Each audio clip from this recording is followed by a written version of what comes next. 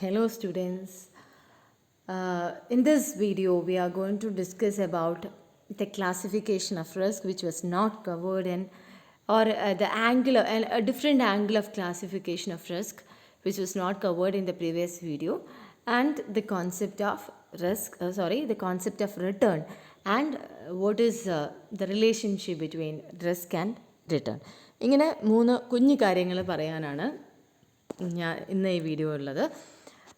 Moving on, നമ്മൾ ഇന്നലെ പറഞ്ഞില്ലേ റിസ്കിൻ്റെ പല സോഴ്സസ് ഓഫ് റിസ്ക് എന്ന് പറഞ്ഞിട്ടാണെങ്കിൽ അതൊക്കെ ഡിഫറെൻറ്റ് സോഴ്സസ് എന്ന് പറയുന്നത് ഏതൊക്കെ വഴി കൂടിയാണ് നമുക്ക് റിസ്ക് വരിക എന്നുള്ളതാണ്. അത് തന്നെയാണ് ഡിഫറെൻറ്റ് ടൈപ്സ് ഓഫ് റിസ്ക് എന്ന് പറയുന്നത്. അപ്പോൾ ഇതിൻ്റെ വേറൊരു ക്ലാസിഫിക്കേഷനാണ് നമ്മളിന്ന് പറയുന്നത്. നമ്മൾ ഇന്നലെ പഠിച്ച റിസ്കുകളെയൊക്കെ നമുക്ക് ബ്രോഡർ സെൻസിൽ രണ്ടെണ്ണമായിട്ട് ക്ലാസിഫൈ ചെയ്യാം. As systematic risk and unsystematic risk എന്ന് പറയുന്ന ബ്രോഡർ ക്ലാസിഫിക്കേഷൻസ് പോസിബിൾ ആണ്. അതിനകത്തുള്ള ഫസ്റ്റ് ക്ലാസിഫിക്കേഷൻ എന്ന് പറയുന്ന സിസ്റ്റമാറ്റിക് റിസ്ക് എന്ന് പറയുന്നത് എന്താണെന്ന് നോക്കാം. എന്താണ് സിസ്റ്റമാറ്റിക് റിസ്ക് എന്ന് പറയുന്നത്? Systematic risk is that part of the total risk that is caused by factors beyond the control of a specific company or individual.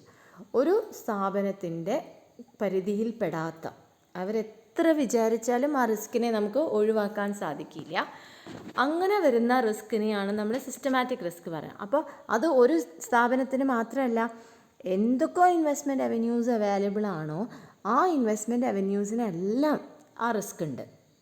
Okay, അങ്ങനെയുള്ള റിസ്കിനെയാണ്, ആ ടോട്ടൽ റിസ്കിനെയാണ് നമ്മളെന്ത് പറയുന്നത്? സിസ്റ്റമാറ്റിക് റിസ്ക് എന്ന് പറയുന്നത്. Okay, which is not under the control of the specific company or individual. ഞാൻ എത്ര ശ്രദ്ധിച്ചാലും, I am an investor, ഞാൻ എത്ര ശ്രദ്ധിച്ചാലും ആ റിസ്ക് അതിലുണ്ട്, ഇൻഹെറൻ്റ് ആണ്. അതേപോലെ ഫേമിൻ്റെ ഭാഗത്തുനിന്നും ഫേം എന്തൊക്കെ ചെയ്താലും there is possibility of some risk. അങ്ങനെയുള്ള ആ പോർഷനെയാണ് നമ്മൾ സിസ്റ്റമാറ്റിക് റിസ്ക് എന്ന് പറയുന്നത്. Then systematic risk is caused by factors that are external to the organisation. ഉള്ളിലുള്ള ഫാക്ടേഴ്സ് അല്ല. ഇപ്പോൾ ലേബർ അൺട്രസ്റ്റ് ഒക്കെ വരികയാണ്, അത് ഉള്ളിലുള്ള ഫാക്ടറാണ്. അവിടെ നമ്മൾ മെഷേഴ്സ് എടുത്തു കഴിഞ്ഞാൽ നമുക്കതിനെ കൺട്രോൾ ചെയ്യാൻ സാധിക്കും. പക്ഷേ സിസ്റ്റമാറ്റിക് റിസ്ക് എന്ന് പറയുന്നത് ഇറ്റ്സ് ബിയോണ്ട് ദ ഓർഗനൈസേഷൻ, പുറത്താണ്, external to the organization. Then all investments or securities are subject to systematic risk and therefore it is non diversifiable risk. Okay, നമ്മൾ പോർട്ട്ഫോളിയോ മാനേജ്മെൻറ്റിലൊക്കെ നമ്മൾ ചെയ്യുന്നത് എന്താണ്? റിസ്കിനെ ഡൈവേഴ്സിഫൈ ചെയ്യും. അതായത് ഒരേ കൈൻഡ് ഓഫ് സെക്യൂരിറ്റീസിൽ ഇൻവെസ്റ്റ് ചെയ്യാതെ പലതരം സെക്യൂരിറ്റീസിലൊക്കെ ഇൻവെസ്റ്റ് ചെയ്ത് റിസ്കിനെ കുറയ്ക്കും. Mitigate the risk. പക്ഷേ അങ്ങനെ കുറയ്ക്കാൻ സാധിക്കാത്ത റിസ്ക്കാണ് സിസ്റ്റമാറ്റിക് റിസ്ക്. കാരണം ആ റിസ്ക്, സിസ്റ്റമാറ്റിക് റിസ്ക് എന്ന് പറയുന്നത് എല്ലാ കൈൻഡ് ഓഫ് റവന്യൂസിനെയും ഒരേപോലെ ബാധിക്കുന്നതാണ്. അപ്പോൾ നമ്മൾ ഷെയറല്ല ഡിബെഞ്ചർ എടുക്കുക എന്നൊക്കെ വിചാരിച്ചാലും അതിലൊക്കെ ആ റിസ്ക് ഉണ്ട്. ആ സിസ്റ്റമാറ്റിക് റിസ്കിനെ നമുക്ക് എന്ത് ചെയ്യാൻ പറ്റില്ല? അവോയ്ഡ് ചെയ്യാൻ, അൺഅവോയ്ഡബിൾ ആണ് സിസ്റ്റമാറ്റിക് റിസ്ക്. അതുകൊണ്ട് തന്നെ ഡൈവേഴ്സിഫൈ ചെയ്യാൻ, it's non diversifiable risk, diversify ചെയ്യാൻ സാധിക്കില്ല.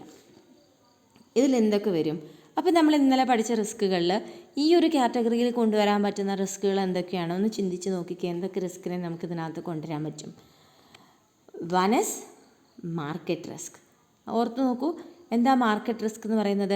Market beyond the control of the organisation, മാർക്കറ്റിൽ വരുന്ന ചേഞ്ചസ്, അത് വാർ കൊണ്ടാവാം, യുദ്ധങ്ങളാവാം, അല്ലെങ്കിൽ വേറെ എന്തെങ്കിലും ഇക്കണോമിക് ക്രൈസിസ് ഒക്കെ വന്നിട്ട് beyond the control of the investor and the firm.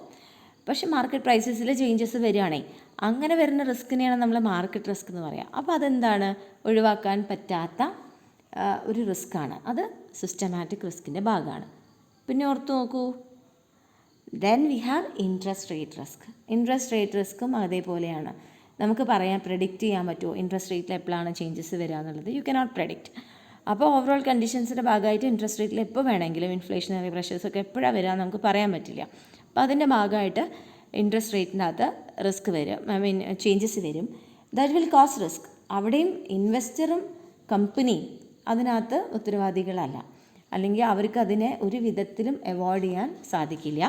അങ്ങനെയുള്ളതിനെയാണ് interest rate risk എന്ന് പറയുന്നത്. Then last is purchasing power risk. എന്തായിരുന്നു purchasing power risk? Purchasing power risk എന്ന് പറയുന്നത് നമ്മുടെ ഇൻഫ്ലേഷൻ റിസ്ക് എന്നും അതിന് പേരുണ്ട്. അതായത് നമ്മുടെ കയ്യിലുള്ള കാശിന് നമ്മളൊക്കെ എന്താണോ റിട്ടേൺ ആയിട്ട് കിട്ടുന്നത് ആ റിട്ടേണിന് മൂല്യം കുറഞ്ഞു പോവുക, ആ റിട്ടേണിൻ്റെ പർച്ചേസിങ് പവർ കുറഞ്ഞു പോവുക. അങ്ങനെയുള്ളതിനെയാണ് പർച്ചേസിങ് പവർ റിസ്ക് എന്ന് പറയുന്നത്. ഇതും നമുക്ക് എന്ത് ചെയ്യാൻ പറ്റില്ല, ഭാവിയിൽ നമുക്ക് കിട്ടുന്ന റിട്ടേണിന് കപ്പാസിറ്റി ഉണ്ടാവുമോ പർച്ചേസിങ് പവർ ഉണ്ടാവുമോ എന്നുള്ളത് നമുക്ക് പ്രഡിക്റ്റബിൾ അല്ല. It's beyond our control. അപ്പോൾ ഈ 3 ക്ലാസ് ഓഫ് റിസ്ക് എന്ന് പറയുന്നത് എന്താണ്? It is systematic risk. അപ്പോൾ ഇപ്പോൾ കുറച്ചും കൂടി നന്നായിട്ട് സിസ്റ്റമാറ്റിക് റിസ്ക് എന്താണെന്ന് മനസ്സിലാവും. സിസ്റ്റമാറ്റിക് റിസ്ക് എന്ന് പറയുന്നത് which is beyond the control of the organisation or individual, which cannot be diversified, which cannot be mitigated avoided. അങ്ങനെ നമുക്ക് നിർബന്ധമായിട്ടും വരുന്ന നമ്മുടെ കൺട്രോളിലല്ലാത്ത റിസ്കുകളെയാണ് നമ്മൾ എന്ത് പറയുന്നത്, സിസ്റ്റമാറ്റിക് റിസ്ക് എന്ന് പറയുന്നത്. ഇതിൻ്റെ ടൈപ്സാണ് മാർക്കറ്റ് റിസ്ക്കും interest rate risk and purchasing power risk. അടുത്ത ക്ലാസിഫിക്കേഷൻ എന്ന് പറയുന്നത് അൺസിസ്റ്റമാറ്റിക് റിസ്ക് എന്ന് പറയുന്ന കാറ്റഗറിയാണ്. അപ്പോൾ ഇപ്പോൾ പറഞ്ഞ സിസ്റ്റമാറ്റിക് റിസ്കിന് നേരെ വിപരീതമായിട്ടുള്ള സാധനം. It refers to that portion of risk which is caused due to factors unique or related to a firm or industry. ഒരു ഫേമിനോ അല്ലെങ്കിൽ ഒരു പെർട്ടിക്കുലർ ഇൻഡസ്ട്രിക്കോ യുണീക്കായിട്ടുള്ള, അതായത് അവരുടെ ഒരു പ്രശ്നം കൊണ്ട് മാത്രം വരുന്ന റിസ്കിനെയാണ് നമ്മൾ അൺസിസ്റ്റമാറ്റിക് റിസ്ക് എന്ന് പറയുന്നത്. അത് കമ്പനി സ്പെസിഫിക് ആണ്, അല്ലെങ്കിൽ ഇൻഡസ്ട്രി സ്പെസിഫിക് ആണ്. ഇപ്പോൾ ഇലക്ട്രോണിക് ഗുഡ്സിൻ്റെ ഇൻഡസ്ട്രിയിൽ ഒരു സ്ലോ ഡൗൺ ഉണ്ടെങ്കിൽ അത് ആ പെർട്ടിക്കുലർ ഇൻഡസ്ട്രിയിൽ മാത്രമേ ഉള്ളൂ, വേറെ ഒന്നിലും ഇല്ല. അപ്പം നമ്മളിപ്പോൾ വേറൊരു ഇപ്പോൾ ഇലക്ട്രോണിക് ഇൻഡസ്ട്രിയിൽ മാത്രം ഇൻവെസ്റ്റ് ചെയ്യുന്നതിന് പകരം നമ്മൾ പല ഇൻഡസ്ട്രീസിലായിട്ട് നമ്മുടെ പണം ഇൻവെസ്റ്റ് ചെയ്ത് കഴിഞ്ഞാൽ നമുക്ക് ആ റിസ്കിൽ നിന്ന് മാറാൻ സാധിക്കും. അപ്പോൾ അതെന്ത് റിസ്ക്കാണ്? അവോയ്ഡബിൾ റിസ്ക്കാണ് ഈ അൺസിസ്റ്റമാറ്റിക് റിസ്ക് എന്ന് പറയുന്നത്. കമ്പനി സ്പെസിഫിക് റിസ്ക് ആണ്. Then can be controlled. ഒരു പരിധി വരെ നമുക്ക് അൺസിസ്റ്റമാറ്റിക് റിസ്ക് എന്ന് പറയുന്നത് നമുക്ക് കൺട്രോൾ ചെയ്യാനും അവോയ്ഡ് ചെയ്യാനും ഡൈവേഴ്സിഫിക്കേഷനിലൂടെ ഒഴിവാക്കാനൊക്കെ നമുക്ക് സാധിക്കും. ഇറ്റ് ഈസ് കോസ്ഡ് ബൈ, അതിന് കുറച്ച് കാരണങ്ങൾ. ചിലപ്പോൾ ലേബർ അൺറസ്റ്റ് ഉണ്ടാവുകയാണ്, ഒരു കമ്പനിയിൽ ലേബറേഴ്സിൻ്റെ ഇഷ്യൂസ് ഉണ്ടാവുക, അല്ലെങ്കിൽ മാനേജ്മെൻറ്റ് പോളിസീസ്, പൊട്ടയായിട്ടുള്ള മാനേജ്മെൻറ്റ് പോളിസീസൊക്കെ അഡോപ്റ്റ് ചെയ്യുന്നതിൻ്റെ ഭാഗമായിട്ട് ആ കമ്പനി നഷ്ടത്തിലേക്ക് പോവുക, ഷോർട്ടേജ് ഓഫ് പവർ, ഇങ്ങനെയൊക്കെ അതൊക്കെ കുഞ്ഞു ആ ഇൻഡസ്ട്രി സ്പെസിഫിക്കോ കമ്പനി സ്പെസിഫിക്കോ ആയിട്ടുള്ള റീസൺസ് കൊണ്ട് മാത്രം റിസ്ക് ഉണ്ടാവുന്നതിനെയാണ് അൺസിസ്റ്റമാറ്റിക് റിസ്ക് എന്ന് പറയുന്നത്. ഇതിലെന്തൊക്കെ പെടും? നമ്മൾ ഇന്നലെ പഠിച്ചതിനകത്ത് ഏതൊക്കെ റിസ്ക്കാണ് ഈ ഒരു അൺസിസ്റ്റമാറ്റിക് റിസ്കിൻ്റെ കാറ്റഗറിയിൽ നമുക്ക് ഉൾപ്പെടുത്താൻ പറ്റുന്നത്? We have studied about business risk. Business risk എന്ന് പറയുന്നത് ആ സ്ഥാപനം എടുക്കുന്ന പോളിസീസിൻ്റെ ഭാഗമായിട്ട്, അല്ലെങ്കിൽ അവർ ഏത് ബിസിനസ്സാണോ ഡീല് ചെയ്യുന്നത് ആ ബിസിനസ്സിന് വരുന്ന പ്രോബ്ലംസ് കൊണ്ട്. Say for example, if you are dealing with, നമ്മൾ ഇന്നലെ പറഞ്ഞത് ടെലികമ്മ്യൂണിക്കേഷനാണ്. ടെലികമ്മ്യൂണിക്കേഷൻ സെക്ടറിൽ ഒരുപാട് ഇന്നോവേഷൻസൊക്കെ വരുന്ന സമയത്ത് ആ ഒരു സെക്ടർ ആയതുകൊണ്ടാണ് അവർക്ക് ആ റിസ്ക് നേരിടേണ്ടി വരുന്നത്, ആ ടെക്നോളജിക്കൽ ചേഞ്ചസിൻ്റെ റിസ്ക് വരുന്നത്. അങ്ങനെയുള്ള റിസ്കിനെയാണ് നമ്മൾ ബിസിനസ് റിസ്ക് എന്ന് പറയുന്നത്. ദെൻ ഫിനാൻഷ്യൽ റിസ്ക് ഉണ്ട്. അതും ഇതേപോലെ നമുക്ക് ഒഴിവാക്കാൻ പറ്റുന്നതാണ്. ക്യാപിറ്റൽ സ്ട്രക്ചറിൽ ഡെപ്റ്റ് ഫിനാൻസിങ് കൂടുതലായിട്ട് കൊണ്ടുവരികയാണെങ്കിൽ നമുക്ക് ഉണ്ടാവുന്നതാണ് ഈ ഫിനാൻസ് റിസ്ക് എന്ന് പറയുന്നത്. കാരണം നമുക്ക് ഡെപ്റ്റ് ഫിനാൻസിങ് ആണെങ്കിൽ even if you are not earning profit, കമ്പനീസിന് അതെന്ത് ചെയ്യേണ്ടി വരും? Companies will have to pay interest. അപ്പോൾ അങ്ങനെ വരുന്ന ഫിനാൻസിങ് റിസ്ക് എന്ന് പറയുന്ന സാധനം. ഇപ്പോൾ ഒരു ഇൻവെസ്റ്ററുടെ പോയിൻ്റ് ഓഫ് വ്യൂവിലാണെങ്കിൽ ഞാൻ എൻ്റെ കയ്യിലുള്ള കാശല്ലാതെ ഞാൻ പുറത്തുനിന്ന് കടം വാങ്ങിയിട്ട് ഇൻവെസ്റ്റ് ചെയ്യുന്ന സമയത്ത് ആ കടത്തിന് ഞാൻ കൊടുക്കുന്ന പലിശയുണ്ടല്ലോ, അതിലൂടെയാണ് എന്ത് വരുന്നത്? എനിക്ക് ഫിനാൻഷ്യൽ റിസ്ക്, ഫിനാൻസിങ് റിസ്ക് വരുന്നത്. Then it includes also credit risk. I think we have not discussed about credit risk yesterday. Credit risk എന്ന് പറയുന്നത് നമ്മൾ കടം എടുക്കുന്നതിൻ്റെ ഭാഗമായിട്ട് വരുന്നതാണ് ക്രെഡിറ്റ് റിസ്ക് എന്ന് പറയുന്ന കോൺസെപ്റ്റ്. ഇതൊക്കെ എന്താണ്? നമ്മുടെ ക്രെഡിറ്റ് പോളിസി. ഇപ്പോൾ ഒരു ഫേമിൻ്റെ ക്രെഡിറ്റ് പോളിസി എന്ന് പറയുന്നത് 2 months ക്രെഡിറ്റ് ക്യാപ്പ് ഇട്ടിട്ട് ചെയ്യുന്നതാണ് വിചാരിക്കുക. അപ്പോൾ ആ 2 months കഴിഞ്ഞതിൻ്റെ ഇടയിൽ വരുന്ന പ്രോബ്ലംസ് കൊണ്ട് ആ പണത്തിന് മൂല്യം നഷ്ടപ്പെടുകയോ അല്ലെങ്കിൽ അത് കിട്ടാതാവുകയോ അങ്ങനെയൊക്കെ വരുന്ന ബാഡ് ഡെറ്റ്സ് ഒക്കെ കൂടുകയോ ഒക്കെ ചെയ്യുന്നൊരവസ്ഥ, ഇതിനെയാണ് നമ്മൾ ക്രെഡിറ്റ് റിസ്ക് എന്ന് പറയുന്നത്. അപ്പോൾ ഇതൊക്കെ എന്താണ്? ഇതൊക്കെ അവരുടെ പോളിസി മെഷേഴ്സിൻ്റെ ഭാഗമായിട്ട് വരുന്ന റിസ്കുകളാണ്. ഇതൊക്കെ എന്താണ്? അൺസിസ്റ്റമാറ്റിക് റിസ്ക്കാണ്. അപ്പോൾ hope now you are clear about the classification of risk. ഇപ്പോൾ റിസ്കിനെ ബ്രോഡറായിട്ട് നമ്മൾ ക്ലാസിഫൈ ചെയ്യും. വേറെയും കുഞ്ഞു ക്ലാസിഫിക്കേഷൻസ് കാണുന്നുണ്ട്. It's not felt relevant because ഈ രണ്ട് സിസ്റ്റമാറ്റിക്കും അൺസിസ്റ്റമാറ്റിക്കുമായിട്ട് നമ്മളിതിനെ ക്ലാസിഫൈ ചെയ്യുമ്പോൾ ഒരുവിധം ആസ്പെക്ട്സ് ഒക്കെ ഇതിനകത്ത് കവേർഡാണ്. ഓക്കെ, അപ്പോൾ റിസ്കിനെ നമ്മൾ ബ്രോഡറായിട്ട് ക്ലാസിഫൈ ചെയ്യുമ്പോൾ it include systematic risk and unsystematic risk എന്നുള്ളത് മനസ്സിലാക്കാം. Now will discuss about what is A concept of return എന്ന് പറയുന്നത്, ഒരു ഇൻവെസ്റ്റ്മെൻറ്റിനകത്ത് റിട്ടേൺ എന്ന് പറയുന്നത് എന്താണ്? It is the benefit that you derive from an investment.